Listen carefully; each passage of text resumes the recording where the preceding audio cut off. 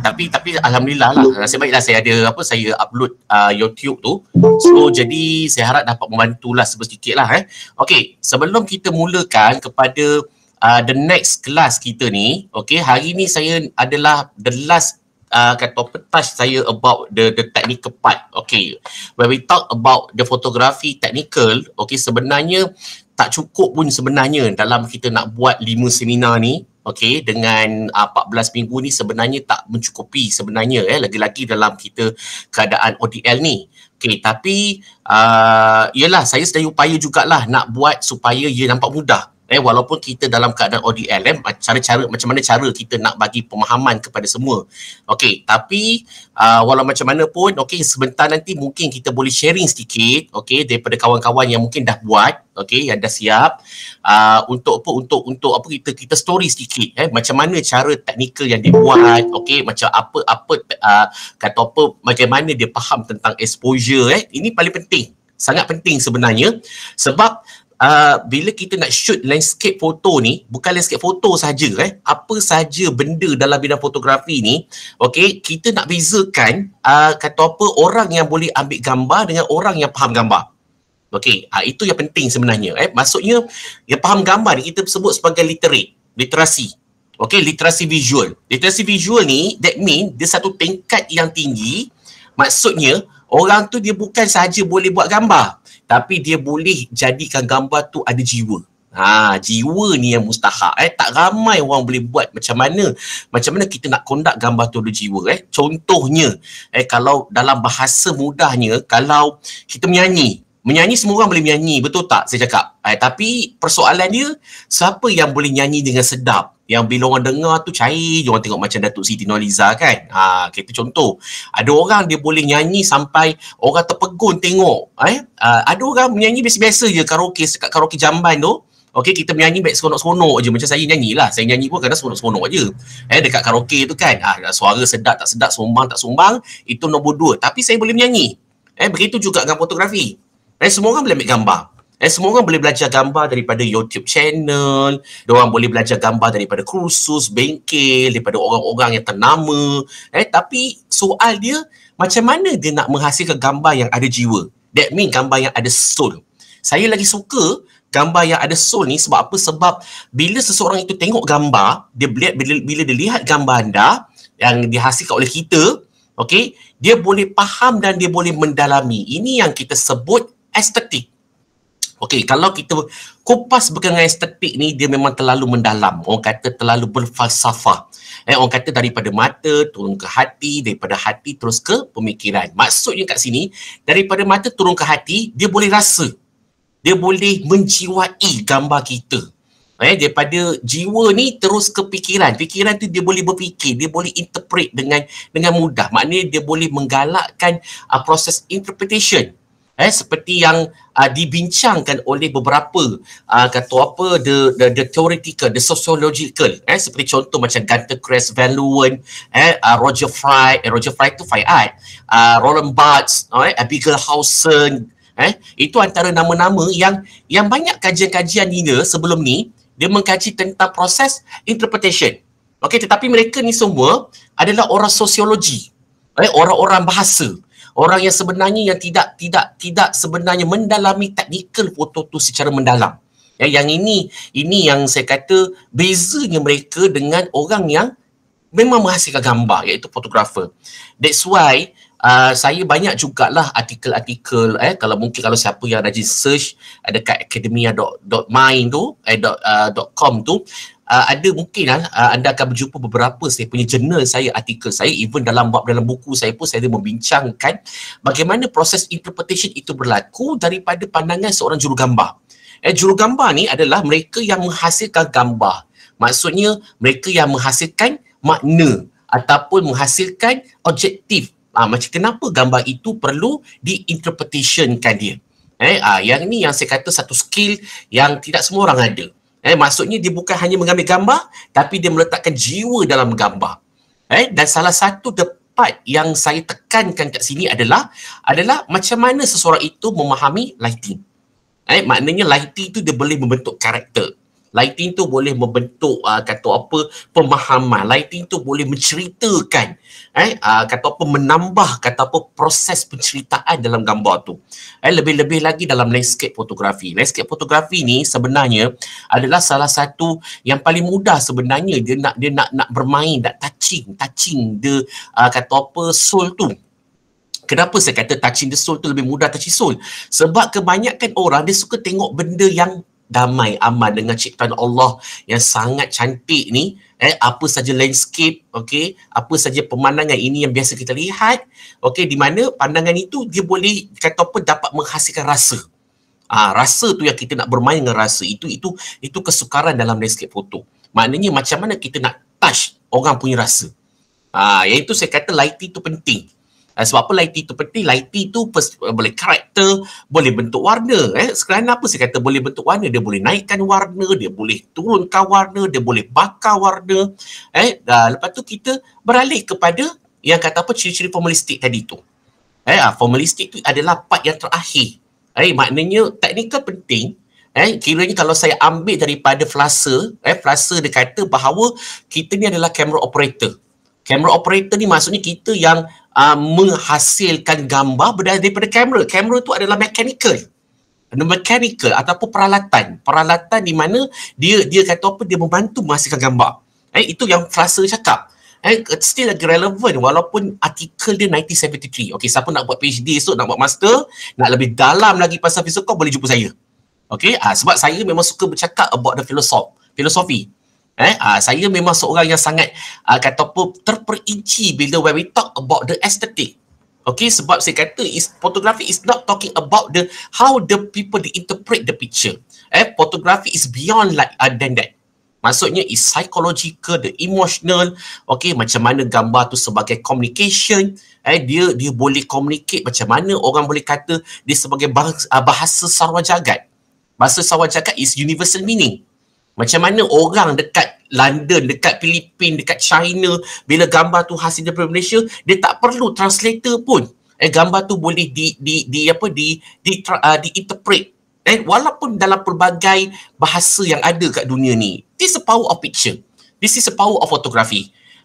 Penunjuk budaya, penunjuk sosial, kata apa macam mana kata fotografi itu dijadikan sebagai propaganda dalam political, propaganda dalam leadership. It's called photography is kata apa is universal. Ini yang kata kita ni sebenarnya is communication. Dalam bidang art ni, art is not only the how you express the creative, but art ini adalah dia dah lebih daripada bidang kreatif. Dia dah boleh masuk psychological, dia dah boleh masuk dalam sociology, dan even dalam penyiasatan jenayah forensik pun menggunakan image fotografi. Ini yang saya kata kata apa kekuatan dalam bidang foto tu. Cuma nak bezakan dalam bidang forensik ni subjektif dan objektif aja sebenarnya. Objektif di mana gambar tu bersifat fakta, factual, mesti ada fakta kes, mesti ada kata apa perbincangan, maksudnya menunjukkan keadaan situasi di tempat kejadian pada waktu itu. Tak kisahlah kes bunuh ke, kes apa ke, maknanya dia mesti menunjukkan situasi yang berlaku pada waktu itu, dan gambar tu adalah boleh dipercayai. Itu yang dalam kata apa seperti yang pernah ditulis oleh Augustine Paul dalam Guam, kita punya bekas hakim kita dah meninggal lah pun. Yang saya kata Augustine Paul ni kalau semua masih ingat adalah kes apa Anwar Ibrahim. Orang tahu kes Anwar Ibrahim je lah kan. Kalau siapa yang pernah melihat, kata apa mengikuti kes Anwar Ibrahim dahulu, okey, salah satu hakim yang sangat terkenal pada waktu itu adalah Augustine Paul. Augustine Paul ni dia ni membincangkan macam mana fotografi ni, dia tak cakap fotografi, dia cakap electronic evidence. Fotografi ni is electronic evidence, okey, yang kata apa yang bertanggungjawab untuk membuktikan, menunjukkan keadaan kata apa situasi yang berlaku pada waktu itu. Orang petikaikan waktu tu. Maknanya penggunaan digital dengan konvensional. Konvensional dia filem. Digital adalah ialah digital kita sekarang ni lah. Sebab orang kata digital ni boleh ditipu lah, boleh dimanipulate lah dan sebagainya, sehingga manipulate tu membawa persepsi negatif. Sebab orang kata asal manipulate je orang kata persepsi negatif. Dia kata oh tak elok, gambar ni tak betul. In the forensic, yes. Manipulate ni kalau dia tak ada integrity, maknanya manipulation tu akan bawa kesan kepada kata apa penggambaran situasi pada waktu itu. Lagi kalau kes tu dia high profile. Sebenarnya dalam penyiasatan jenayah ni dia tak ada high profile dengan low profile, sama je kes tu. High profile sebab orang tu terkenal, tu that's why jadi high profile. Tapi proses penyiasatan tu masih lagi sama. Dia tak ada istilah ahli politik ni dia high profile, polis kena bagi lebih sikit perhatian dekat kes tu. Tidak. Polis dia bergantung kepada akta kuasa-kuasa polis 1956 ke 53 macam tu lah. Jadi maknanya proses penyiasatan tu is very complex. Dia nak membuktikan jenayah yang dilakukan, mungkin dilakukan, bercari jawapan. Orang kata macam teka-teki lah, kata puzzle. Dia nak mencari jawapan, mencari story ataupun punca kenapa berlakunya kejadian tersebut. Itu memerlukan proses penyiasatan menggunakan image fotografi. Kalau orang kata kalau gambar tu tak ada, kes tak boleh jalan, tak adanya. Kes tu tetap boleh berjalan sebab gambar ni dikenali sebagai secondary data. Yang itu yang kalau saya bercakap lah about the forensic. Tapi kalau kita bercakap dalam bidang-bidang lain pun sama. Tapi sebenarnya apa yang saya nak maklumkan kat sini adalah when we talk about the photography, lebih-lebih lagi dalam landscape fotografi ni kita nak touch hati. Touch hati, touch jiwa. Touch jiwa macam mana? Touch jiwanya adalah kita bermain dengan lighting dan colours. Yang ini the next assignment kita. Macam mana saya nak touch jiwa tu? Macam mana kita nak kata apa, main lighting je, main lighting and colour je. Lepas tu the next seminar nanti, seminar keempat, barulah kita ke final, iaitu macam mana kita nak gabungkan formalistic, the mechanical, sehingga dia boleh menghasilkan proses interpretation yang complete. This not complex, it complete. Complete ni maksudnya dia cukup rasanya. Kalau kita masak, ada masin, ada rasa manis, maksudnya cukup, rempah ratus cukup dalam gambar tu, dalam sekeping gambar. So macam mana kita nak dapatkan gambar yang ada jiwa? Nak tahu lebih lanjut lagi, masuklah kursus saya yang saya akan anjurkan. Ini bukan promosi, tapi saya banyak sebenarnya buat course. The course maknanya saya lagi suka nak hasilkan seorang fotografer yang ada jiwa. Orang kata jiwa ni membuatkan gambar kita itu. Gambar kalau hidup, macam yelah, dia bernyawa. Bernyawa maksudnya dia tak perlu terlalu kompleks. Dia tak perlu terlalu sukar. Kadang-kadang gambar yang ada kat sekeliling kita tu pun dia ada dia punya nyawa dia punya jiwa dia. Tapi persoalan dia nak cari gambar yang ada jiwa tu macam mana? Itu persoalan dia. Jadi mungkin saya akan ambil secara rawak saja.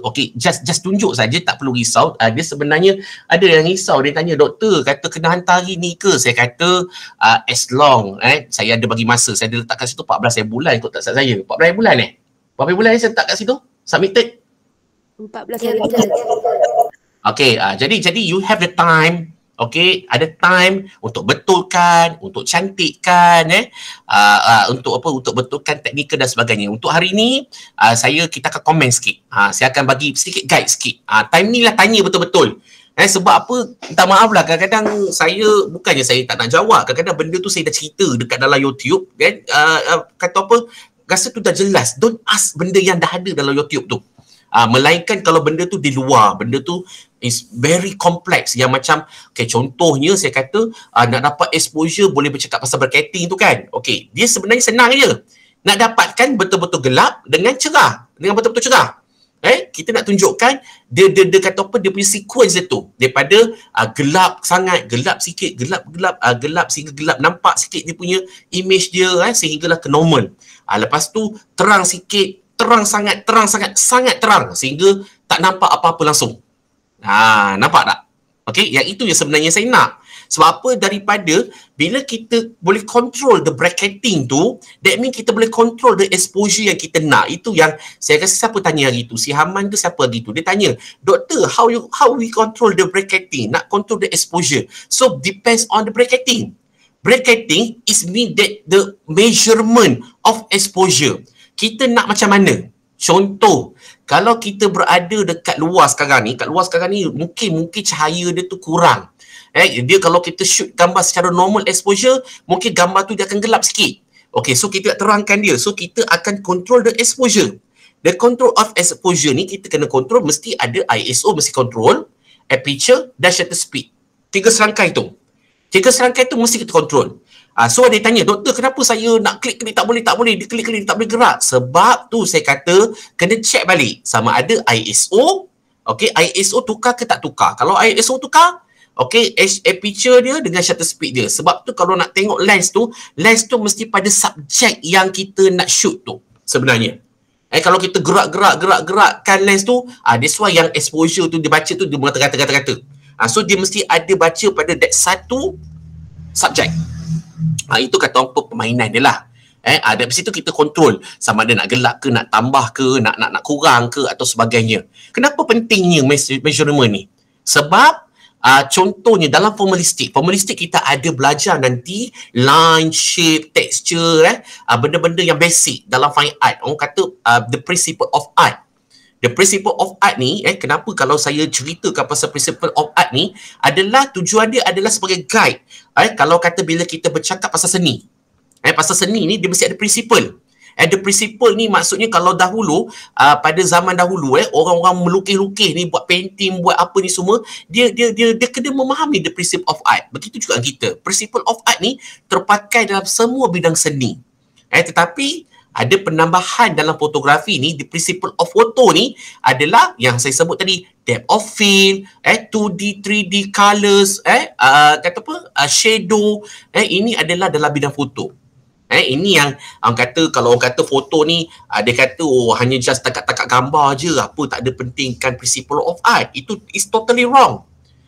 Bila sebut the principle of art ni, ataupun kita sebut dalam formalistik ni, formalistik ni daripada Roger Fry. Formalistik ni, kenapa saya kata formalistik? Maknanya dia menunjukkan macam mana subjek-subjek ini dapat disusun, digubah. Supaya gambar tersebut dia ada kata apa, keseimbangan. Kita dapat susun gambar tu ada nilai-nilai, ada value dia sehingga dia boleh menghasilkan nilai-nilai estetika. Estetik ni keindahan. Orang sebut indah is very subjective. Kadang-kadang kalau saya pergi dekat macam apa ke mana-mana lah, kata apa, the conference ke yang dihasilkan oleh fotografer ke kan. Okey, saya selalunya akan bertanya pada satu soalan yang saya memang suka tanya pada fotografer. Soalan saya adalah macam mana kituan nak menunjukkan yang gambar tu indah ataupun tidak. Kalau fotografer yang betul-betul dia faham jiwa gambar, dia akan boleh jawab. Walaupun mungkin secara the technical tu dia susah lah dia nak explain secara technical ni, saya cakap ni technical. Gambar-gambar yang sukar, kata apa, kalau dia faham dia saja secara konsepnya dan dia faham jiwa gambar tu, dia akan boleh jawab. Of course dia akan kata dalam mana-mana gambar kita perlu faham mesti ada subjek. Subjek tu adalah tujuan mengapa gambar itu diambil, iaitu kalau saya kata technicality-nya adalah interpretation. Nampak? Kita perlu ada memahami kata apa, the technical fotografi yang betul. Okey, secara akademiknya, secara teknikalnya kita sebut sebagai mechanical. Lepas tu kita harus susun subjek-subjek ni di antara satu subjek dengan subjek lain. Kita nak nampakkan perspektif, kita nak nampakkan mesti ada warna dia mesti naik. Dia punya lighting dia mesti kata apa, mesti ada karakter. Itu the technical ni adalah formalistik. 3 benda ni, iaitu interpretation, mechanical, formalistik. Hari ni kita masih mechanical lagi, tetapi kita nak masuk formalistik sikit dah ni. Iaitu saya nak saudara-saudari semua dapat kata apa, memikirkan macam mana kita nak menghasilkan gambar yang mesti ada jiwa. Saya tak ada jiwa dalam gambar tu. Nak jiwa dalam gambar ni dia susah sikit. Kenapa susah? Sebab dia bermain dengan kita punya mood. Kalau masa tu kalau siapa yang dah kahwin kan, masa tu pagi-pagi gaduh dengan bini lepas tu nak buat assignment, pergi tengah hari nak pergi PD, nak pergi buat assignment tengah hari, pagi tu gaduh dengan bini, tengah hari nak shoot, tengah hari tu dah terik kan, nak tunggu pula matahari tu turun pula, nak tunggu pula nampak warna-warna dia dan sebagainya. Mood kita tak okey, kita tak akan dapat gambar yang okey. Betul. Mood tu penting. Sebab apa? Kita nak letakkan mood kita dalam gambar. Mood kita dalam gambar. Kalau mood kita tak okey, kalau macam perempuan pula, orang kata perempuan masa tu datang bulan, tengah sakit-sakit nak shoot, memang takkan dapat gambar tu ada jiwa. Nampak? Sebab mood tu penting. Kita nak hasilkan mood. Nak menghasilkan mood. kita nak tonjolkan mood kita dalam gambar. So kita perlu ada mood yang baik. Okey, macam mana kita nak dapatkan mood yang baik? Bila mood yang baik, kita boleh think. Kita boleh thinking. Kita boleh tengok subjek-subjek keliling kita tu, maknanya subjek-subjek kita tu ada value ataupun tidak. Subjek semua ada value kat keliling kita ni. Cuma cara kita nak menggambar. Angle macam mana? Naik sikit ke, turun sikit ke, tepi sikit ke, kanan sikit ke, nak buat chanting ke, 45 degree ke, nak buat top view ke, bottom view ke, Benda ni perlu kita berfikir. Sebab apa? Kita nak letakkan mood dalam gambar. So kita kena fikir. Okey, kalau contohnya kita nak shoot gambar kelapa kat tepi pantai pantai tu kosong, letak kelapa. Letak kelapa lah, yang kata apa, yang ada sedikit lah tunas dia tu kan, ada sikit tunas dia tu. Kita letak tunas tu kat situ, kelapa tu kat situ, sebab gambar tu tak nak kosong. Tapi nak letak kelapa tu, takkan letak tengah-tengah, takkan letak tepi kan. That's why saya kata mood is very important. Kita boleh fikir. Sebab tu gambar ni, landscape ni, jangan cakap kita shoot, kita sampai turun kereta, kita shoot. Tak. Sebab tu saya kata kita kena faham gambar tu adalah story. Story dia macam mana? Kalau kita shoot tepi pantai, risikonya adalah pantai tu kosong. Tak ada subjek. Okay, tak ada subjek. Orang kata tengok turun-turun, alamak, apa benda nak shoot ni? Tapi langit cantik. Langit tu biru. Sebab tu bila masuk dalam landscape, kena tengok first warna. Warna ni adalah kita tengok langit. Langit tu kalau putih melepak, better jangan shoot. Putih melepak, better jangan shoot. Sebab apa? Dalam landscape fotografi, dalam architecture fotografi, langit punya kesan. Effect of lighting tu, langit tu penting. So kalau langit masa tu bukan warna biru, okay, better jangan shoot. Maknanya you are not luck pada waktu tu. Okay, lepas tu kata alamak tengah hari sampai, masa tu keluar dengan bini kan. Yang kata tengah hari lah, abang rasa tak boleh shoot lah sekarang ya. Kita kelah lu, kita makan-makan lu. Masa tu makan-makan, sembang-sembang sampai pada waktu sunset. Waktu tu tiba-tiba pula matahari pula nampak cantik. Itu luck Lah, ada budak main pula, main tarik upeh. Nampak budak berlari-lari pula, main upeh pula. Dia seorang tarik, yang seorang tengah duduk. Walaupun zaman sekarang susah nak tengok orang main upeh. Betul tak upeh? Pernah tengok upeh tak? Upeh ke upeh? Pernah tengok tak? Semua ada ke ni? Pernah. Tak. Ada. Tak pernah? Pernah kan? Ni semua ada ke ni atau semua tak mandi lagi ni? Ada. Ke semua tak mandi lagi?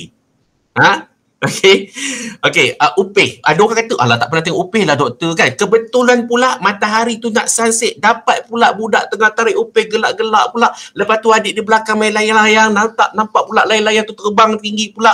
Lepas tu pula boleh pula buat sunset pula. Itu luck. Nampak? Masa tu kita, bila kita tengok, wah, itu luck tu. Satu luck. Lepas tu pula kita happy, kita passion benda kita buat. Mood pula datang. Baru kita dapatkan hasil gambar yang wow factor, outstanding. Kebetulan pula langit pula, dia punya lighting tu pula, nampak pula jalur-jalur lighting kan, orang tengok. That's why saya kata, gambar hanya tak sampai 2 saat, 3-4 saat je shoot. Tapi, nak wow tu yang susah. Ini kita punya, the next assignment adalah how to create the wow picture. Yang ini tips yang saya nak bagi ni. So take note, tips yang saya nak bagi ni. Tadi saya dah sebut dah, lighting. Okay, lighting tu penting. Lighting ni kena faham the direction of light. Sebab tu nota saya ada bagi direction of light. Okay, direction of light ni side light ke, backlight ke. Kalau nak nampak, kata kalau kita ambil human contohnya, seseorang pegang anak, okay, kat tepi pantai. Kenapa saya kata tepi pantai? Tepi pantai yang paling senang nak shoot, nak dapatkan wow. Orang kata lah. Tapi ada orang kata, tak doktor, landscape sebenarnya yang paling best adalah dekat dalam hutan.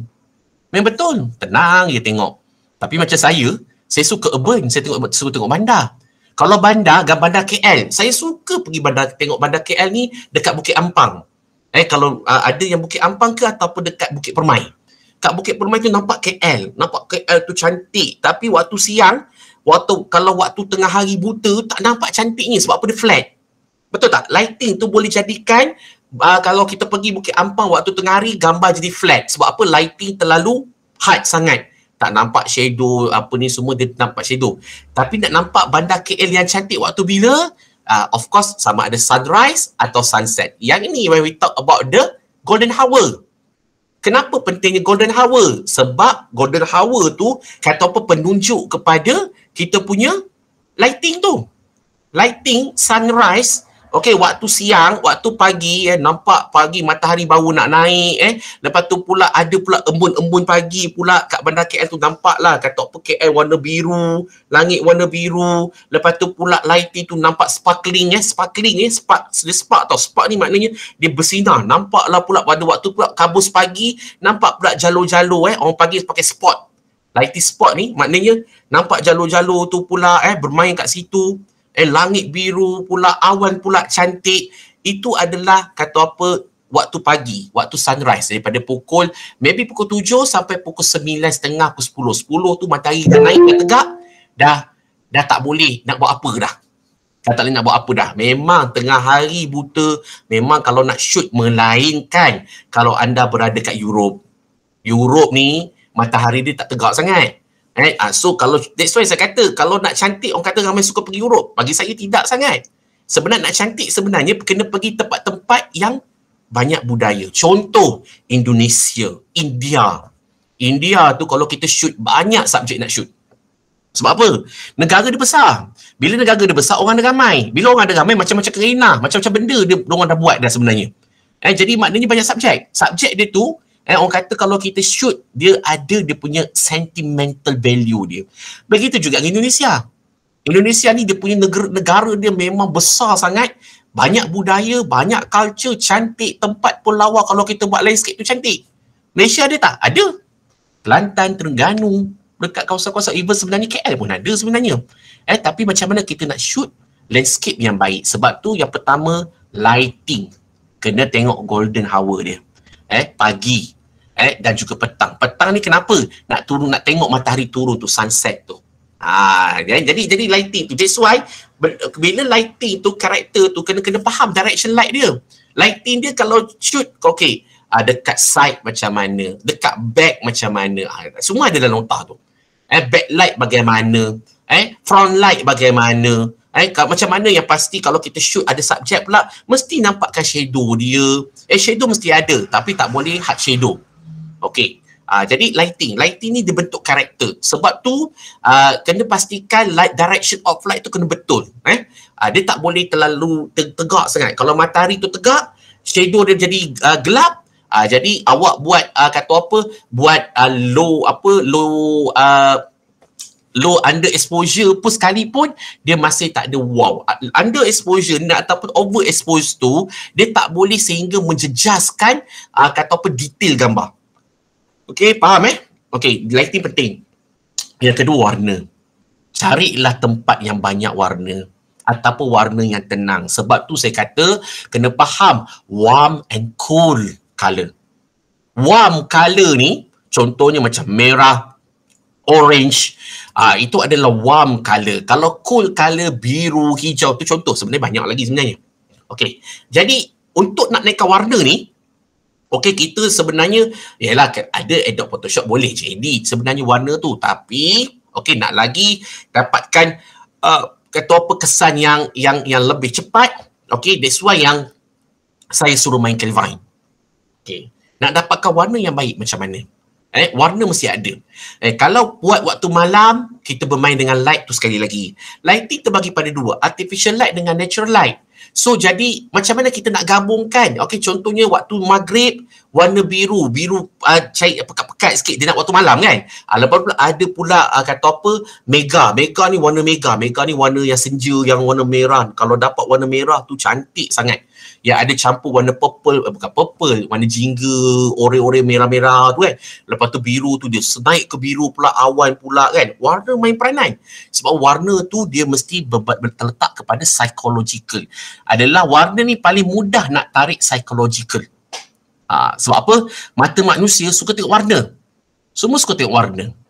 Okey, jadi nak shoot kat mana? Kat KL, contohnya Taman Tasik Perdana. Kan Tasik kan? Warna hijau. Pastikan jangan shoot hijau je. Tasik tu dah hijau. Pokok pun hijau. Okey, lepas tu langit pula warna flat. So combination of warna tu dia tak menarik minat. So sebab tu cuba cari tempat yang ada sikit colour. Mungkin dekat Taman Tasik Perdana tu ada bunga-bunga warna merah. ataupun kita shoot dekat dia punya subjek utamanya, dekat sebatang pokok tu pula dalam banyak-banyak pokok pula dia ada pokok tu banyak bunga-bunga merah, yang lain semua hijau semua. Lepas tu ada daun-daun gugur sikit kan, warna-warna orange sikit. Tu contoh. Itu color. Tu contoh. Walaupun kat Malaysia ni mustahil lah. Jadi cuba tengok warna. Warna ni kena pandai combine. Kalau contohnya kita boleh shoot juga dekat jalan ke Taman Tasik Perdana tu ada jalan warna orange yang ada lumut-lumut sikit, lepas tu pula ada akar-akar warna coklat sikit, ada bunga-bunga sikit. That's why saya kata kita bermain dengan warna. Warna adalah paling senang attract dengan untuk attract the psychological. Tapi warna saja tanpa lighting is not enough. So macam mana nak buat? Ini saya kata character of light ni. Tunggulah sekejap. Mungkin naik sikit matahari sikit. Matahari tu dia masuk, kata apa, cahaya dia masuk. Kebetulan pula kabus waktu pagi kan. So nampaklah kata line-line cahaya. Pernah nampak kan line-line cahaya tu kan? Line-line cahaya tu. Wah, lepas tu ada warna dia. Baru gambar tu ada hidup. Dia baru start hidup. Nampak? So lighting penting. Warna penting. Warna tu paling penting. Okay? Dan juga yang ketiga adalah cara kita nak melihat subjek, menyusun subjek. Macam mana kita nak dapatkan subjek yang seimbang? Subjek seimbang. Apa saja landscape yang kita nak shoot, mesti ada subjek. Subjek yang kita nak membuatkan, dia tidak boleh nampak kosong. Dan dia tidak boleh nampak terlampau banyak sehingga sarat gambar tu. So sebab tu dia kena minimal aja. Minimal. Ini saya kata, saya nak tengok kepakaran masing-masing dalam melihat kata apa gambar landscape tu. Okey, gambar landscape ni sebenarnya saya tak kisah nak shoot tengah bandar ke, nak shoot kata apa urban ke, kat tepi laut ke, kat dalam hutan ke, itu tak ada masalah. Itu tak ada masalah sebenarnya, tapi cara kita menyusun subjek, cara kita bermain dengan warna, cara kita bermain dengan lighting, okey, itu yang kata apa yang perlu kita tekankan kat sini dalam the next assignment ni. Okay. Jadi itu sebabnya saya kata of course lah control exposure tu dan sebagainya tu, itu adalah benda yang basic, yang asas. Okay, nanti saya akan bagikan apa assignment yang number 3 ni. Kata apa yang semua kena buat. Ia berkait rapat dengan kita macam mana, how you kata apa bermain dengan touch tu. Bermain dengan touch psychological tu. Kemudian barulah insyaAllah ending of this semester, barulah saudara-saudari semua dapat shoot gambar landscape yang kata apa ada outstanding. Sebenarnya kat Malaysia ni tak ramai fotografer landscape. Tak ramai fotografer landscape. Sebab landscape ni dia part of the journalism sebenarnya, dalam part of the travel. Jadi orang kata apa kalau sebut kata apa landscape ni pun is a part of the advertising. Advertising ni sebenarnya dia perlu gambar tu nampak perfect. Tapi landscape ni benda ni yang ada depan mata kita. Tapi macam mana gambar ni kita nak hasilkan daripada depan mata ni nampak biasa-biasa je. Tapi dalam gambar dia nampak outstanding. Sebab tu saya kata bermain dengan angle. Angle tu bermain pun penting juga. Sebab tu kena dapat angle yang baik.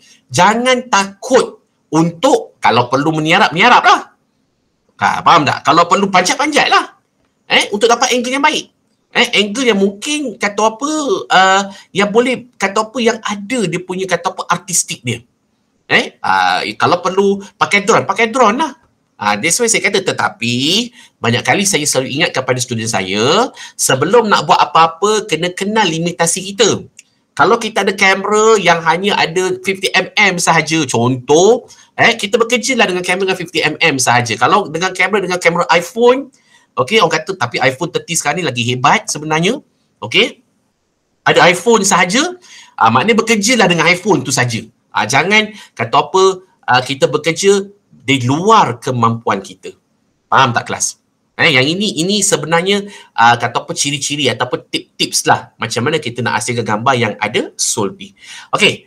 Sebelum saya kata apa brief the next assignment, okey, mungkin saya akan buka sesiapa di sini yang nak share dengan saya gambar the assignment number 2 tu. Ada? Jangan takut, tak apa. Salah pun kita boleh betulkan, tak ada masalah.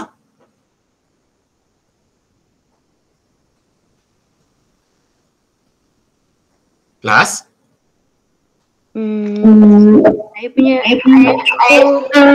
salah. Tak apa, tunjuk je. Tak ada masalah. Nanti salah boleh betulkan balik. Okey je. Okey je, kejap. Tunjuk.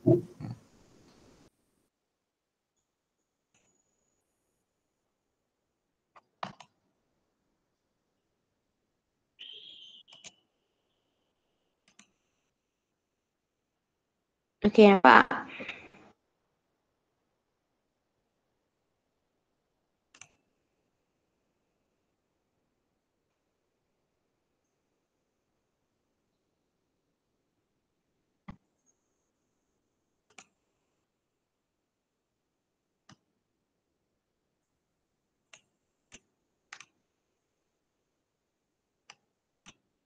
Okey, tu nampak tak?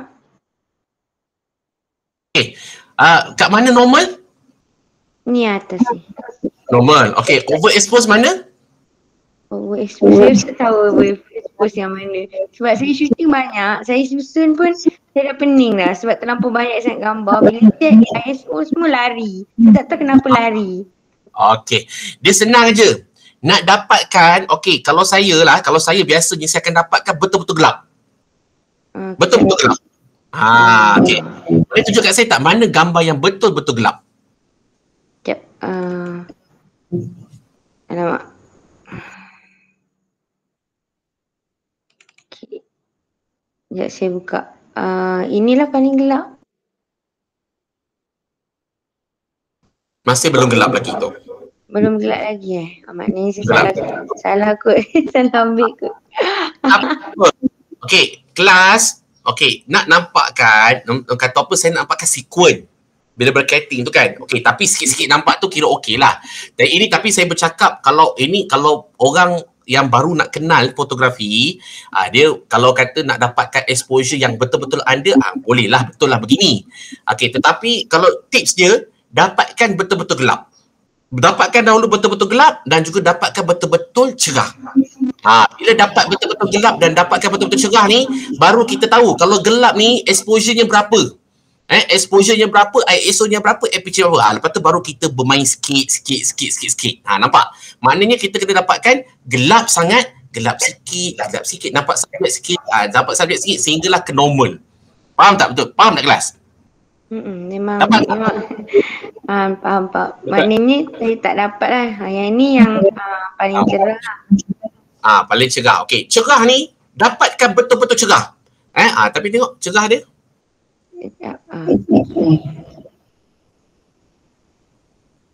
Ni lah. Paling cerah. Masih belum cerah lagi. Tapi dah cerah dah. Sikit lagi saya faham. Lagi sikit lagi. Kan? Jadi maknanya dia cerah, betul-betul cerah. Betul-betul cerah. Lepas tu dapat dia punya exposure berkaiting dia. Lepas tu baru kita kurangkan sikit. Main gerak-gerakkan. Nanti dia akan jadi macam betul-betul cerah. Nampak cerah sikit, nampak subjek sikit. Lepas tu sehinggalah ke normal. Nampak? Sebab tu 5, 5, 1. Jadi ada 11 lah sebenarnya. Tapi bergantung pada semua lah. That's why bila yang penting tips dia saya saja biarkan, saya tak bagi tahu pada last seminar tu sebab saya nak saudara-saudari semua faham macam mana nak bermain dengan berkaiting. Berkaiting ni adalah kita punya how to you control the exposure. So kalau nak dapatkan betul-betul kata apa, kita faham betul-betul exposure tu, the tips pertamanya adalah dapatkan betul-betul cerah, dapatkan betul-betul gelap dahulu. Lepas tu baru sikit. Sebab apa? Kita nampaklah, kita tahulah kalau betul-betul cerah tu berapa aperture, shutter speed dan exposure dia. ISO dia. Nampak? Jelas tak? Sometimes jangan takut untuk mengubah ISO. Mungkin kata doktor cakap ISO kalau 100, 200. Tapi aku nak cubalah 400, 800. Cubalah. Tak ada masalah. Sebab apa? Saya hanya bagi guide. Tapi kalau kita buat kerja, kalau professional photographer, dia buat macam mana? Dia tak kisah, dia tak ada, dia buat aja tapi dia faham konsep tu. Sebab apa? ISO tu adalah sensitivity. 100, 200, kalau kat luar, maknanya cahaya dah cukup. Tak payahlah nak letak 400, 800. Kalau 400, 800, sensitivity gambar tu ataupun cahaya, expose tu, cahaya tu, dia lagi sensitif. 400, 800 lagi sensitif daripada 100, 200. So that mean kalau kita berada dekat dalam bangunan, okay, dalam bangunan, of course kita memerlukan kata apa ISO yang tinggi. Sebab apa? Dalam bangunan cahaya kurang. Betul tak saya cakap? Cahaya kurang. Jadi jangan takut untuk nak menggunakan kata apa the different ISO yang saya sebut tu is a guide saja. Tapi kalau you nak explore, you nak cuba, you boleh buat. Okay? Dapat tak semua? Dapat. Okey, doktor. Okey. Doktor. Ya, saya. Apa tu yang untuk assignment satu tu, ISO tu kita boleh turunkan lagi lah kan? Boleh. Boleh. Saya cakap 100, maksudnya kalau saya turunkan nak dapatkan paling gelap ke tu, boleh turunkan habis sampai dapat betul-betul gelap lah kan? Betul. Jadi Khairul, nampaknya apa ni faham kan betul-betul tentang exposure kan, betul tak?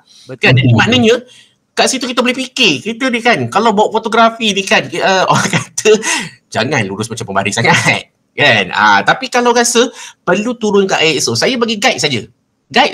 Sebab apa saya tak tahu saudara-saudari semua pakai kamera apa. Pakai iPhone ke dan sebagainya. Tapi apa tau, saya nak saudara-saudari semua faham macam mana nak control exposure. Kalau rasa nak turunkan ISO, turunkan. Kalau nak naikkan ISO, naikkan. Tapi kenapa saya kata jangan lebih daripada 1000? Melainkan lah kalau kamera masing-masing tu semi pro ke ataupun professional camera ke, kalau 5D Mark II ke, kalau sekarang ni Mark III ke, kalau letaklah 5,000, 10,000 ISO pun tetap tak ada masalah. Supaya gambar tu dia tak grain. Dia tak ada macam orang kata apa, macam noise. Tak ada noise. Dia tak ada noise. Gambar yang ada noise ni problem tau. Dalam fotografi, gambar yang ada noise untuk the professional photographer, kecuali journalism. Okay, journalism ni dia tak kisahlah teknik apa pakai pun, exposure apa pakai pun, kalau gambar tu blur ke apa ke, yang penting story. Itu journalism. Tapi dia ada konsep of story dia. Dia mesti ada nampak gesture, face expression, body language, situation. Saya kalau mengajar pasal journalism, saya sebut 4 benda tu. Saya ni seorang yang factual. Kenapa factual? Sebab masa saya buat PhD, supervisor saya adalah saintis. Supervisor saya saintis. Yang kaji tentang lalat mayat. Yang seorang lagi tu tentang communication. Tentang communication. Tentang communication lah. Dr. Syahizan Ali, dia orang yang videographer. Dia ni orang yang kata apa, yang sangat kata apa, memang pakar dalam kata apa interpretation, metaphor. Itu dia memang mahir lah tentang communication tu. Tapi seorang lagi adalah saintis. Sebab dia kata apa dengan saya, okay, I kata apa, I tak percaya benda-benda yang subjektif. Dia nak tengok benda tu secara numbrik. Macam mana you nak menginterpretkan data you dalam fotografi, orang baca gambar tapi dalam bentuk numbrik. Pening kepala. Memang pening kepala. Tapi akhirnya saya berjaya juga buat. Sebab apa? That's why yang kita pakai teknik eksperimen. Eksperimen tu kita nak nampakkan kesan macam mana orang membaca gambar daripada kumpulan kawalan dan kumpulan rawatan dalam bidang communication, saya dengan supervisor saya dan juga bekas supervisor dia yang kami menggunakan the scientific. Dia pakai eksperimen. Dekat UiTM tak ada lagi, saya seorang aja. Scientific research ni. Sebab apa? Saya boleh tunjukkan interpretation tu secara numbrik. Okey, jadi maksud numbrik ni maknanya secara tak langsung dalam the technical fotografi tu, kalau nak faham betul-betul, kita kena faham the bracketing tu, exposure tu. Low shutter kena faham, high shutter kena faham, aperture kalau bukaan besar macam mana, bukaan kecil macam mana, sebab ia berkait rapat dengan saintifik. Kenapa saya kata saintifik? Sebab bidang foto ni dia memang relate dengan fizik. Fizik kenapa? Kita kena mencahaya. Sebab dia kalau dahulu ada satu subjek yang sangat ditakuti oleh student fotografi adalah subjek photo science and maths. Kalau subjek tu ada sampai sekarang, saya rasa ramai yang kata apa, tak ada seorang pun sebenarnya lulus sebenarnya. Orang art nak cerita pasal matematik, memang tak lah. Betul tak saya cakap? Orang art, kita ni orang yang kreatif punya side. Kita bukan numbrik punya side. Tapi subjek tu dijadikan kita seorang yang numbrik. Macam mana nak kira kata apa, jarak di antara lens dengan subjek. Nak kira, nak dapatkan kata apa, exposure yang betul. Matilah kalau macam tu. Budak-budak foto. Belajar nak kira, nak mengira, nak mendapatkan dia punya jarak di antara lens dengan ni. Lepas tu pula exposure pula, cahaya masuk banyak mana nak kena kira. Yang itu sebenarnya secara tak langsung, orang kata fotografi ni dia jadi macam sikit-sikit dalam bidang sains. Ini yang Pablo Picasso marah. Dia kata apa Pablo Picasso, mungkin orang boleh kalau baca history of photography. Kalau saya tahu nama Pablo Picasso memang sangat terkenal lah. Dia marah. Dia kata apa? Oh, bidang foto ni boleh merosakkan seni. Dia cakap. Sebab apa? Dia fikir dia macam mana gambar tu hasilkan dengan ambil gambar je. Kalau dahulu kalau kita faham sejarah, kalau masing-masing baca pada week 1 punya nota, kenapa saya bagi week 1 punya nota tu? Sebab saya kata semua orang kena faham the filosofi, the akar fotografi tu. Macam mana fotografi tu diilhamkan kalau ikutkan daripada zaman Aristotle.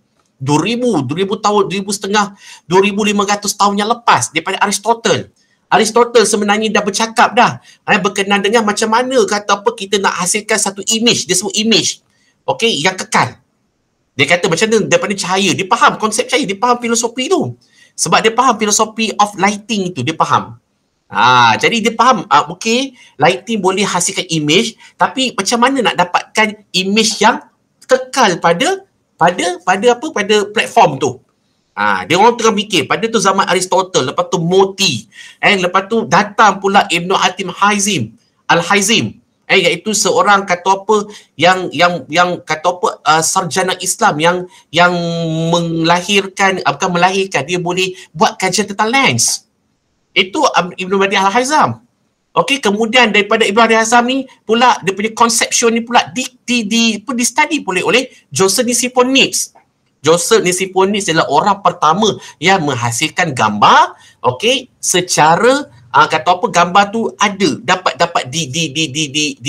kata apa dipancarkan, kata apa diimagekan di atas satu platform, tapi gambar tu tak kekal, dia tak puas hati. Sebab tu dia bekerjasama dengan Luis Mandel Daguerre, iaitu orang yang menghasilkan daguerreotype. Tapi Daguerre ni mati. Akhirnya Joseph Nikifornis ni dia berjaya menghasilkan the first permanent picture. Mengapa sejarah tu penting? Sebab daripada situ kita faham the philosophy of photography. Filosofi ni adalah bahawa fotografi ni adalah merupakan satu kata apa penghasilan image daripada medium, daripada cahaya ke the light sensitive material. Itu filosofi dia, the light sensitive material. The sensitive material tu orang dahulu-dahulu Luis Mandel Daguerre, Fox Talbot type, kata apa banyak lagi nama-nama nama-nama besar fotografi itu, Desiree. Kemudian pula datang pula kata apa Edward Muybridge. Itu nama-nama yang besar tu yang dia orang ni faham filosofi tu. Sebab tu kalau kita tengok Luis Mandel Daguerre, dia dah buat macam mana gambar tu atas platform, flexible plate, kemudian disapu dengan mercury. Kemudian disapu dengan silver helix, kemudian diwarpkan oleh mercury, dapat the permanent image tu. Sebab itulah sekarang ni fotografer yang legend ni dia dah tak hasilkan gambar lagi dah. Dia buat macam mana? Back to ancient punya proses. Faham tak maksud dia? Ancient punya proses. Sebab dia berbalik pada filosofi. Dia balik tu filosofi tu balik. Dia nak fahamkan kata apa macam mana kata apa image tersebut dihasilkan dengan pelbagai teknik. Sekarang ni dah mudah. Sekarang ni pakai CCD, digital. Tapi saya kata digital camera ni boleh membuatkan kata apa jati diri seorang fotografer tu mungkin hilang ataupun mungkin tak ada, mungkin kurang. Sebab apa? Sebab dia faham, dia tidak mendalami the philosophy, konsep fotografi tu. Yang ini kita perdebatkan. Sebab tu when we talk about the photography, it's not talking about the how you capture the picture, how you capture the image, but what you understand the process of the mechanical in the photography. Ini yang Flasher cakap. Sebab kita ni adalah camera operator. So jadi maknanya kita faham. Kalau kita faham filosofi, kalau baca balik nota-nota saya bagi tu bukan saya bagi saja je. Sebab saya bagi tu ada sebab. Sebab kita nak fahamkan the philosophy of photography tu, kita kena fahamkan betul-betul konsep fotografi tu. Maknanya penggunaan cahaya tu. So bila kita faham cahaya ni dia ada dia punya prinsipal dia. Cahaya bergerak lurus 186,000 km per second. cepat, laju, memang laju. Dia bergerak lurus. Diukur dalam 400 to 700 nanometer. 400 to 700 nanometer tu sebab apa? Sebab dia ni dalam range tersebut barulah cahaya tersebut menghasilkan 7 cahaya, 7 jenis jalur warna, iaitu Michael Jackson kena halau balik India Utara. Nampak? Itu kakak sekolah dulu kan, kita faham kata apa Michael Jackson kena halau balik India Utara. Apa? Tahu tak warna apa tu? Boleh sebut tak? Pelangi. Warna pelangi. Alhamdulillah. Paling semudah warna pelangi. Kan? Tapi range tersebut 400-700 nanometer. Kalau 0 nanometer ke 10 nanometer dah X-ray. Tapi still lagi radioterapi, maksudnya still lagi fotografi. Tapi bezanya mungkin range tersebut, cahaya tu dia terlalu bahaya sangat sebab dia nak shoot dekat dalam badan tu, dia nak tengok X-ray. So dia ada range dia. Kalau siapa yang baca nota, buka Wikipedia, Google, dia faham mana datanya Kelvin tu. Betul tak? Betul tak saya cakap? Mana data Kelvin tu? 400 to 700 nanometer. Doktor cakap 10,000 Kelvin ni adalah warna biru. Kalau dalam Canon lah. Kalau Nikon warna merah. Kalau 1000 nanometer, kalau 1000K adalah warna biru atau pemerah. Tengok bergantung pada kamera masing-masing lah. Mana datang warna tu? Daripada 400 to 700 nanometer. Michael Jackson kena halau balik India Utara. Warna pelangi. Nampak? Faham tak? Itu sebabnya saya kata kata apa? Macam saya kata kita faham the filosofi tu. Cahaya. Lepas tu cahaya pula boleh di-reflect. Reflect macam mana? Okey, boleh di-absorb. Absorb tu macam mana? Absorb tu contohnya kalau kita shoot, kalau bangunan bilik tu warna hitam, of course lah cahaya tu kita shoot tu, kalau subjek tu dekat dinding warna hitam, of course cahaya tu dapat di-absorb. Di-absorb maknanya mungkin cahaya tu kurang. Sebab apa cahaya tu di-absorb? So macam mana kita nak tambah cahaya? Jangan shoot dekat background hitam. Shoot dekat, kalau nak shoot pun mesti ada kata apa, cari background putih ataupun menggunakan reflector. Nampak? Kita nak bounce. Tengok langit. Kalau langit tinggi sangat, macam mana cahaya tu dia nak bounce, dia nak reflect ke bawah balik. Nak reflect cahaya warna putih. Dinding tu mesti putih, ceiling tu mesti putih. Ceiling tu kena pastikan, kita kena faham konsep 100 to 186 km per second. Dia ada limitation dia. Kalau kita shoot wedding pakai speed light, kita bounce kan ke atas, tengok langit. Kalau langit tu tak tinggi, warna putih, yes, maknanya boleh dia bila flash tu naik ke atas, dia boleh reflect balik ke bawah. Dia boleh serakkan cahaya. Bila serakkan cahaya, that's why gambar tu jadi soft. Lighting jadi soft. Nampak? Ini skill yang tak ramai fotografer faham. Sebab tu ada saya tengok pergi majlis orang kahwin, tapi dah lama tak pergi kenduri lah. Tapi rindu pula semenjak PKP ni dah lama tak pergi kenduri kahwin. Kalau dulu pergi kenduri kahwin tu kan, benda paling saya suka adalah pergi lauk kenduri kahwin tu. Sedap betul lauk kenduri tu. Tapi saya tengok fotografer dia kalau pergi shoot, dah lah shoot dekat tengah panas. Pakai speed light. Speed light pula konon-konon dia nak bounce. Langit tegak meninggi. Kau nak bounce kat mana? Faham tak? Kalau dah kata apa, dah cahaya dah tegang, apa pakai speed light? Nampak? Kan? Tapi melainkan dia pakai speed light, tapi dia reflect. Ada satu reflektor kat tepi tu. Sebab dia faham konsep cahaya tu.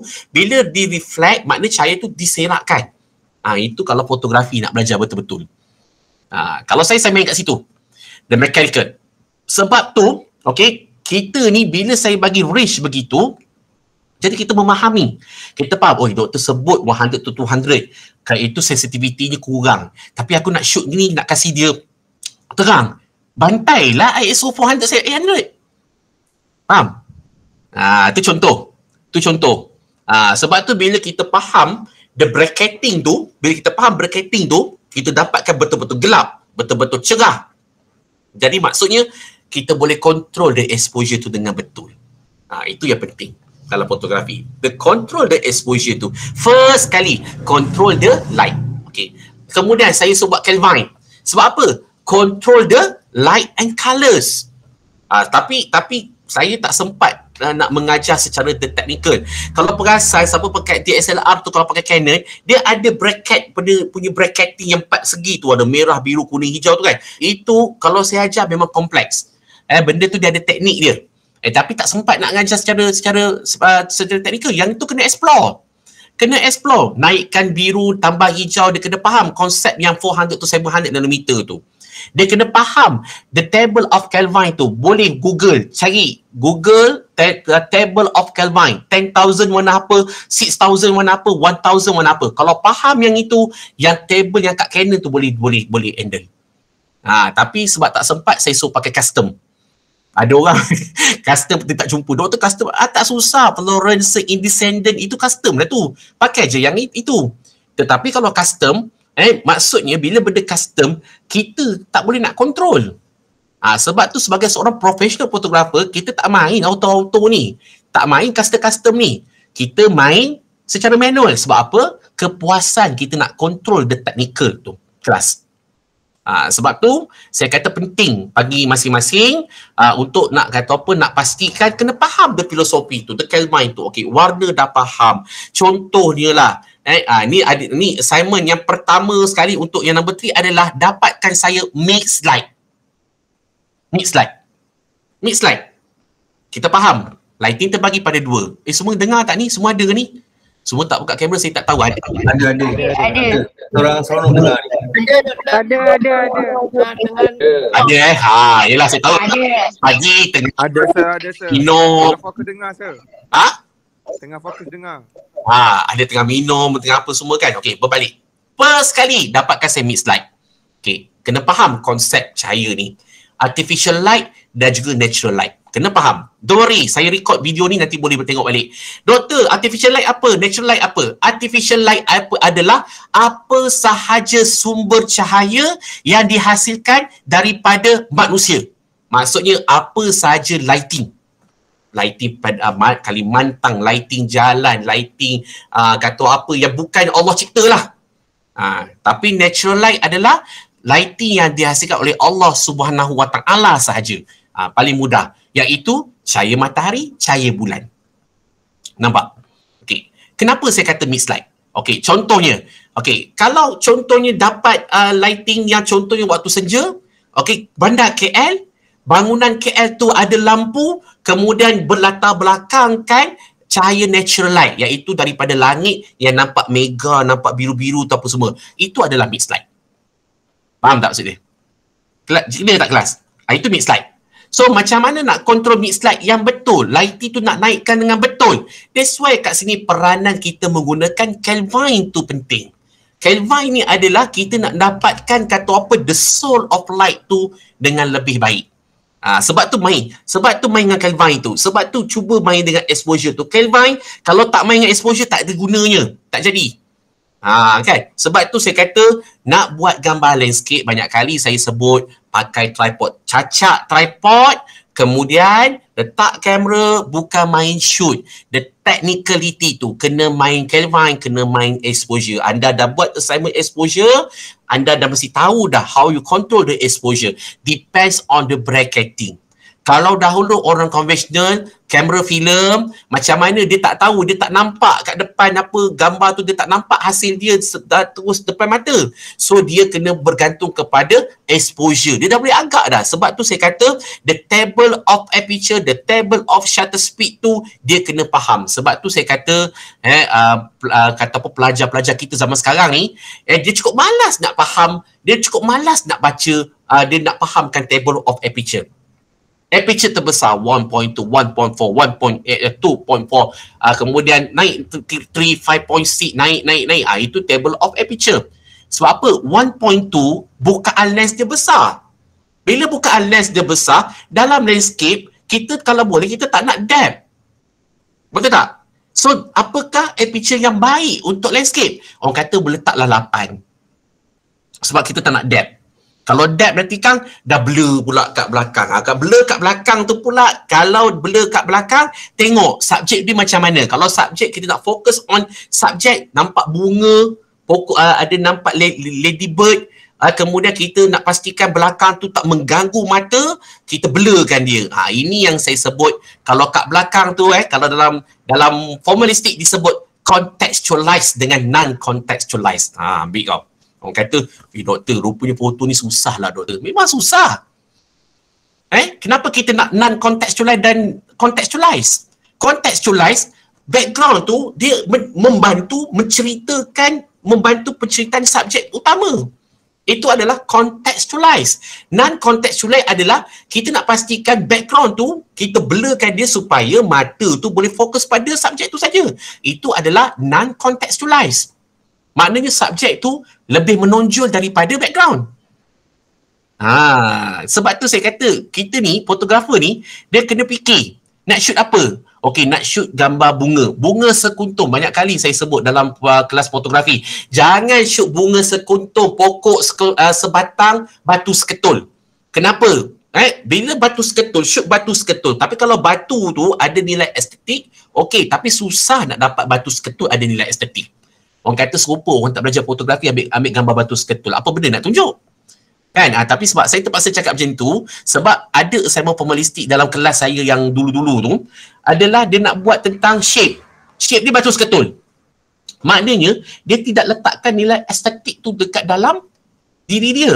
Ini saya kata, the next assignment ni, kena letak nilai estetik tu. Nilai estetik tu apa? Saya dah kupas mendalam dah. Sikit mendalam lah, tak ada mendalam sangat. Sikit mendalam lah. Saya kata, bila shoot gambar landscape, mixed light. Mixed light ni apa? Mixed light ni mesti ada. Of course, mixed light ni pagi, petang, lewat petang. Tengah hari memang tak ada mixed light pun. Dia mesti waktu pagi, sunrise dan sunset. Itu dia. Mixed light ni kat mana? Kat pantai ada mixed light tak? Melainkan Pantai Melaka ni, kat Pekalan Balak tu nampak kapal-kapal. Itu nampak dia kata apa, bolehlah mixed light, tapi dekat laut, dekat ni apa semua tak boleh mixed light. Macam mana? Melainkan kalau ada nampak apa tu, rumah api ke dan sebagainya. Mixed light ni mesti ada subjek yang mesti combine lighting artificial dan lighting natural light. Saya sebut yang tu je. Artificial dan natural light. Mesti combine. So bila combine ni, iaitu kita kena control kedua-duanya. So macam mana kita dapatkan mixed light yang betul? Ini peranan menggunakan Kelvin tu sebenarnya. Senang aja. Mixed light hanya dapatkan saya 2 keping sahaja. 2 keping mixed light. Yang ni kalau mixed light ni sebagai satu tips, pergilah bandar KL. Nampak kereta lalu kan. Kereta lalu, okey nampak. Ini pun kena fikir. Kalau nampak kereta lalu, kalau reference kereta lalu, dia mesti jalur-jalur kan. Betul tak? So menggunakan low shutter. Bila low shutter, automatik kena pakai tripod. Bila dalam landscape, kita nak elakkan pergerakan tu nampak sebutir-sebutir. Begitu juga dengan laut. Kalau laut tu, kalau kita nak shoot, dia mesti nampak soft saja. Dia punya ombak tu, dia tak boleh nampak sebutir-sebutir. Dia macam seolah-olah ombak tu kapas. Ini kemahiran kita menggunakan low shutter. Okay, first mixed light. Mixed light ni kalau kita shoot bandar KL, nampak kereta jalan, kena buat jalur. Jangan buat sebiji-sebiji. High shutter. Okay, kenapa jalur doktor? Supaya kalau nampak sebiji tu kan dia punya kata apa macam, of course kata apa, dia punya sentiment value dia tu dia akan drop. Sebab apa? Sebab kita nak nampakkan jalur-jalur warna. Kita bukan nak nampakkan sebiji-sebiji warna sebab kita nak bermain dengan warna. Nak bermain dengan colours. Okay. So jadi maknanya waktu yang baik adalah golden hour tadi. Sunrise atau sunset. Kemudian nampak bangunan KL tu, nampaklah lighting dia dan sebagainya. Sebab tu, kalau dah waktu malam je dah tak boleh mix light lagi dah. Faham tak sini? Tetapi, dah ngalang-ngalang buat mix light, 2 keping gambar yang waktu malam. Artificial light. Faham 2 keping gambar waktu malam. Okey. 2 keping gambar ni doktor, dia mestilah angle yang berlainan. Dia tak, tapi tempat sama boleh. Angle kena lain. Nak buat angle macam mana? Nak buat low view ke, front view ke, top view ke, itu bergantung kepada masing-masing. Siapa yang ada duit sikit, pergilah Menara KL tu. Betul tak Menara KL tu dekat mana? Dekat Bukit Nenas tu. Kan nampak view KL waktu malam tu kan. Shoot gambar tu, artificial light tu semua. Yang itu, nak dapatkan gambar yang betul-betul nampak dia punya warna dia naik, memang kena gunakan Kelvin. Sebab that's why kena letak Kelvin tu berapa. Of course, aperture, shutter speed, ISO, Kelvin tu kena ada kan. Okay.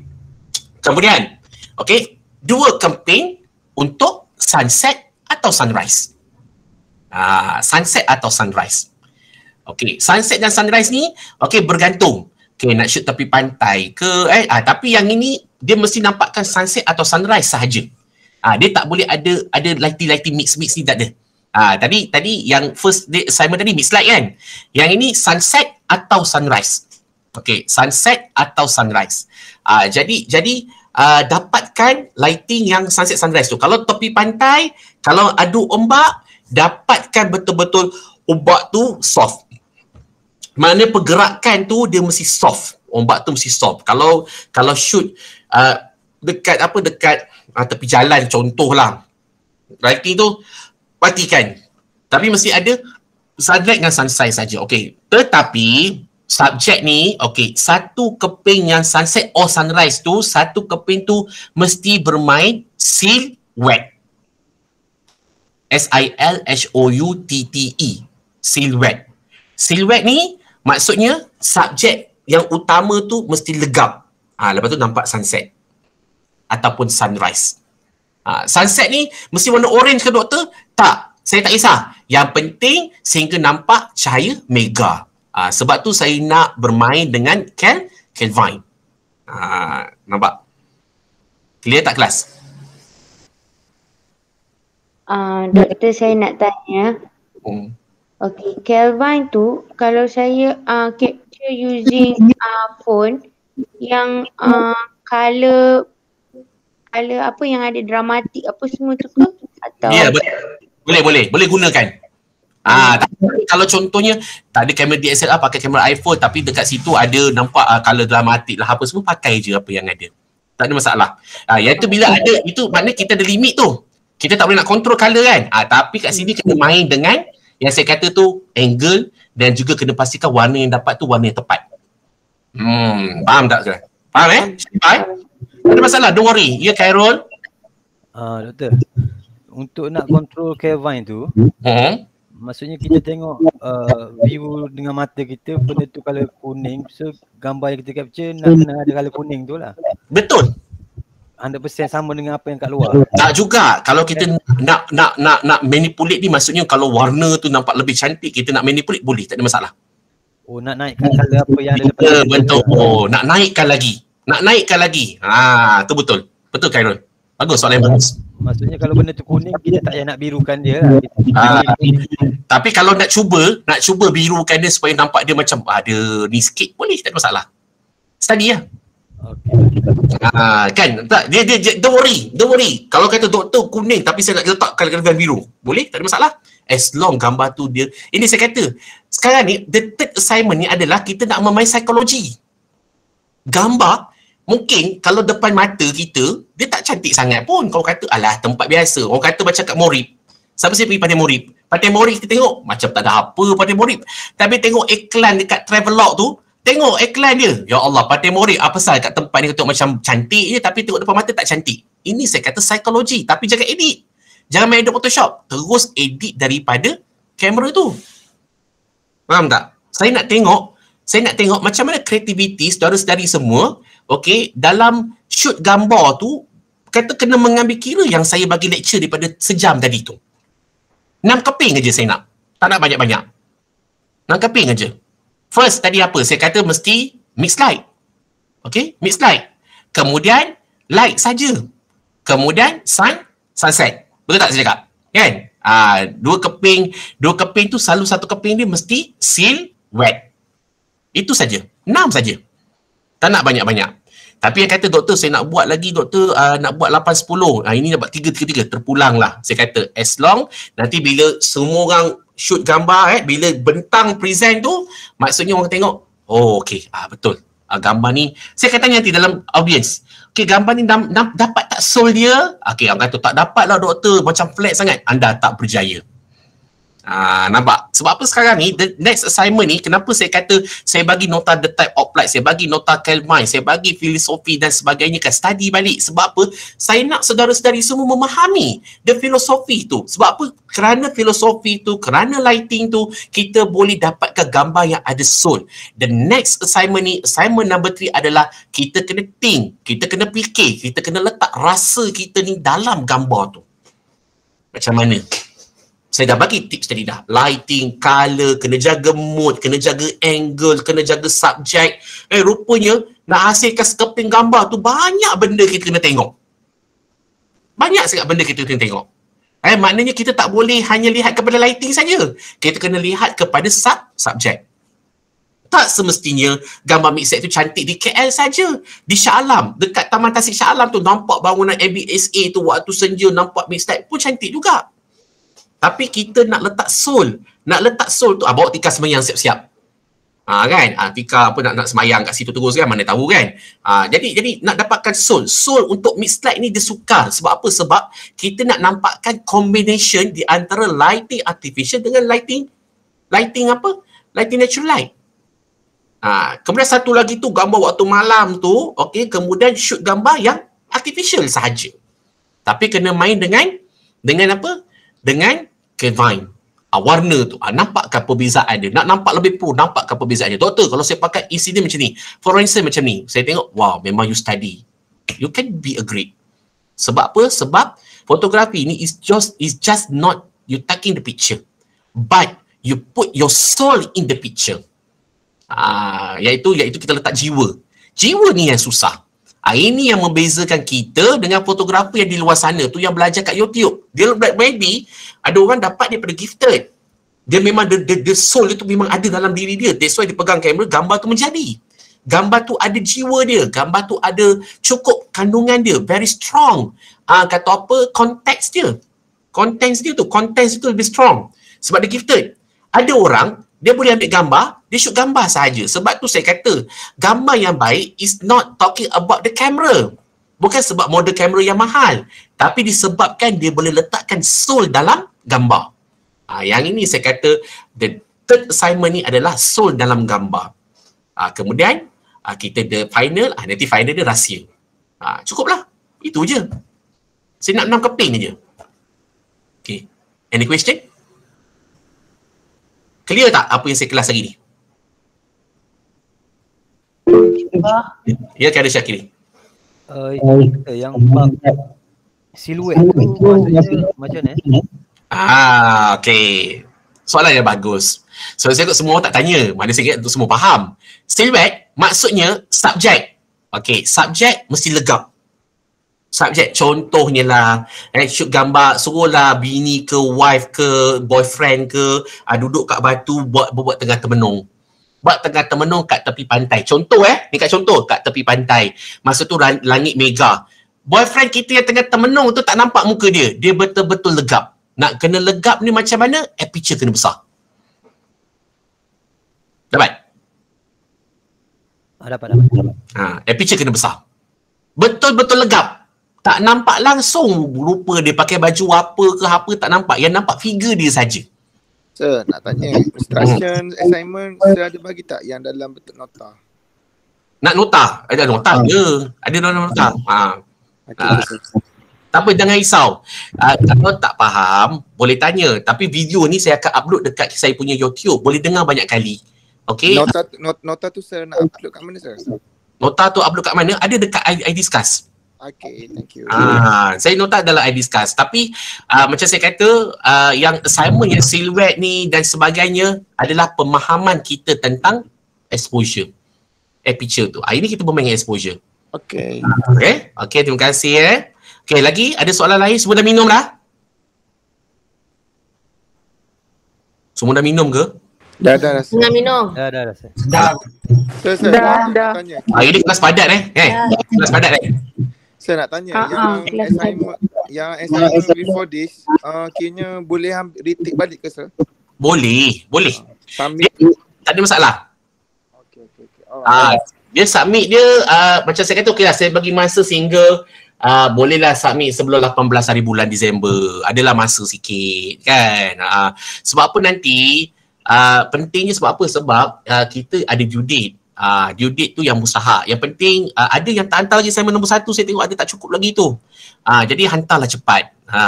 Kalau rasa tak puas hati, turunkan yang lama, naikkan yang baru. Jangan ada dua assignment dalam folder masing-masing. Yang penting just submit yang anda puas hati lah. Boleh retake balik, tak ada masalah. Okay. You take your time. Okay, untuk assignment yang nombor 3 ni, submit dia adalah kata apa sebelum seminar yang seterusnya. Untuk seminar seterusnya saya rasa bulan 1 kan, betul tak? Ya, betul. Bulan 1. Nanti saya bagi tarikh dia. Lagi ada question? So assignment kedua tu saya nak buat balik tu boleh? Boleh. Buatlah balik. Ingat, senang. Assignment nombor 2, dapatkan betul-betul gelap, dapatkan betul-betul cerah. Lepas tu tak ke depan sehingga normal. Boleh, tak ada masalah. Okay. Dah nak habis dah. Minggu ketiga dah ni. Seminar ketiga kan. Cepat masa. Tu saya kata kesabaran kalau mengajar ODL ni fotografi. Tapi okey lah. It's quite nice lah. Okay. So, saya mohon maaf lah sekiranya kalau ada yang mesej saya jawab macam nak cepat ke dan sebagainya. Bukan. Sebab saya memang minggu lepas saya memang sangat sibuk. Okay. Tapi saya cuba yang terbaik. Okay. Kalau tak berapa faham sangat, cubalah mesej waktu malam. Tengok waktu pukul 8 jangan pukul 1 pagi kan. Pukul 8 saya dah balik rumah, saya dah rehat. Bolehlah kalau nak call ke. Tapi bagi saya lagi senang kalau call. Lagi faham kan. Nak call ke, nak tanya ke doktor free tak doktor? Boleh tak saya call? Okay. Kalau waktu siang, waktu bekerja saya susah sikit nak pegang handphone. Tapi saya cubalah yang terbaik lah. Saya mohon maaf lah pada siapa. Saya harap jangan ada yang terasa lah dengan saya tapi saya akan upload video ni dekat dalam saya punya channel YouTube. Dengarlah banyak kali. InsyaAllah. Okay? Itu sajalah daripada saya. InsyaAllah. Okay, so kalau tak ada apa-apa, kita tutup kelas kita dengan tasbih kifarah dan surah As.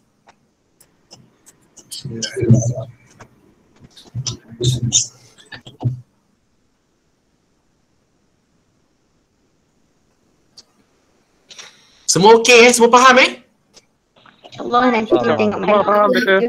Allah, kita tengok balik. Berfaham. Tengok video balik. Okay? Ya. Saja, okey. Jumpa lagi. Assalamualaikum. Assalamualaikum.